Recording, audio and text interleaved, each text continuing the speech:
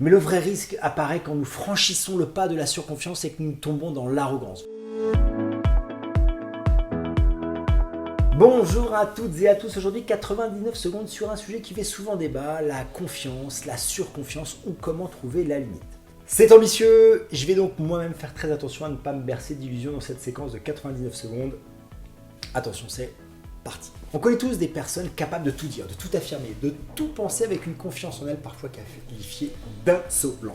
Comme pour toutes les choses, évidemment nous ne sommes pas égaux, mais le vrai risque apparaît quand nous franchissons le pas de la surconfiance et que nous tombons dans l'arrogance. Vous savez, cette manière de considérer que nous savons et que nous valons donc mieux que les autres.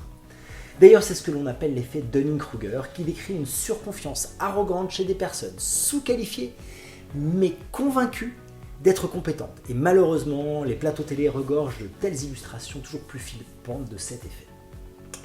Comment donc cultiver une confiance en soi solide sans tomber dans l'arrogance? Eh bien, je vous propose deux choses. La première, c'est de cultiver la vraie confiance par la compétence.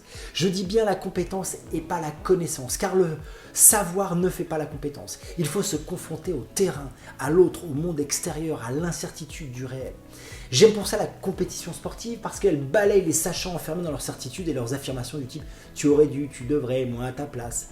Rencontrons, explorons, mettons-nous en danger, en risque, en incertitude. Et c'est là le deuxième point pour cultiver la vraie confiance. Le doute, l'incertitude, la faiblesse, la fragilité.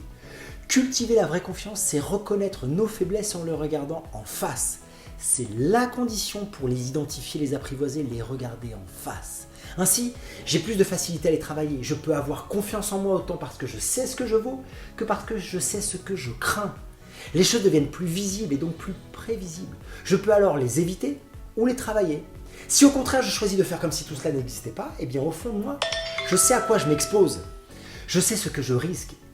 Ne devenons pas des caricatures de nous-mêmes occupées à en mettre plein les yeux à l'extérieur. Regardons-nous à l'intérieur avec pour seule ambition de reconnaître nos limites. 99 secondes, vous l'avez compris, c'est fini depuis très longtemps.